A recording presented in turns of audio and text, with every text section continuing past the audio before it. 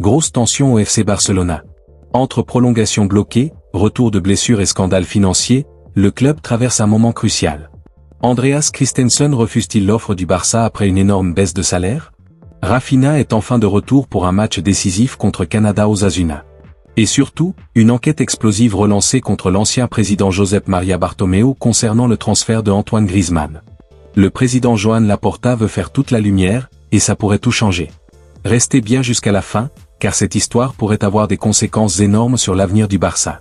Andreas Christensen se retrouve à la croisée des chemins. Libre de tout contrat en juin prochain, le défenseur central danois du FC Barcelone, 30 ans, a bien reçu une proposition de prolongation de 2 saisons de la part du club catalan, mais les conditions financières semblent loin de le convaincre. Selon Marca, le Barça lui offrirait la moitié de son salaire actuel, complété par des bonus indexés sur son temps de jeu.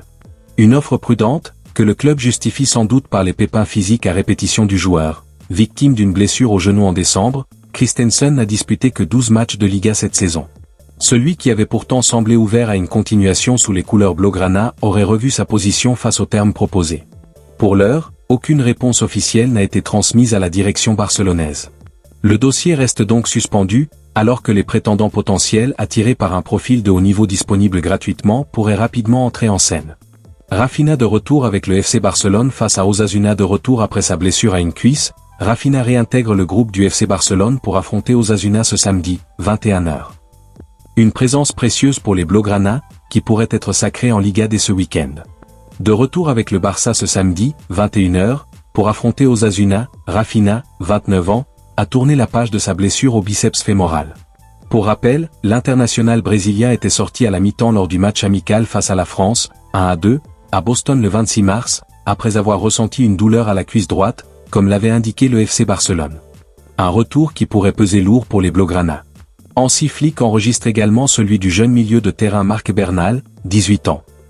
Le FC Barcelona a décidé de passer à l'action en demandant à la justice d'approfondir l'enquête visant son ancien président Josep Maria Bartomeu. Au centre de l'affaire se trouve le transfert de Antoine Griezmann en 2019, qui avait coûté environ 120 millions d'euros au club.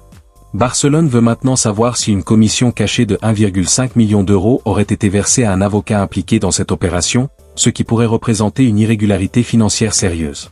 Cette démarche s'inscrit dans une enquête plus large sur la gestion passée du club, souvent critiquée pour des problèmes financiers et des pratiques douteuses. Depuis son arrivée à la tête du club, Joan Laporta cherche à clarifier ses dossiers et à rétablir une gestion plus transparente.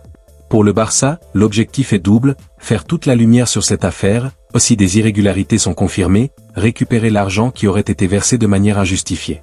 Représente un enjeu financier concret pour une institution qui a dû mettre en place plusieurs leviers économiques pour assainir ses comptes ces dernières années.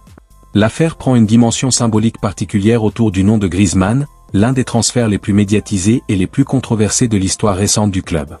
L'international français, finalement cédé en prêt puis définitivement à l'Atlético de Madrid en 2021, n'est bien sûr pas mis en cause dans cette affaire purement financière et administrative. Mais son nom revient au centre de la tourmente barcelonaise, rappelant une époque de dépenses pharaoniques aujourd'hui sous le feu de la justice espagnole. Le FC Barcelone, lui, entend bien aller jusqu'au bout de ses investigations pour tourner définitivement la page d'un passé aussi coûteux que sulfureux. FC Barcelone, Raphinha de retour dans le groupe pour le choc à Osasuna. Lancé dans une course effrénée pour le titre de la Liga, le FC Barcelona s'apprête à passer un test de vérité sur la pelouse d'El Sadar. Les Catalans défient une formation d'Osasuna qui avait fait trébucher les hommes de Hansi Flick la saison dernière. Pour ce périlleux voyage en Navarre, le technicien allemand a couché 22 noms sur sa liste.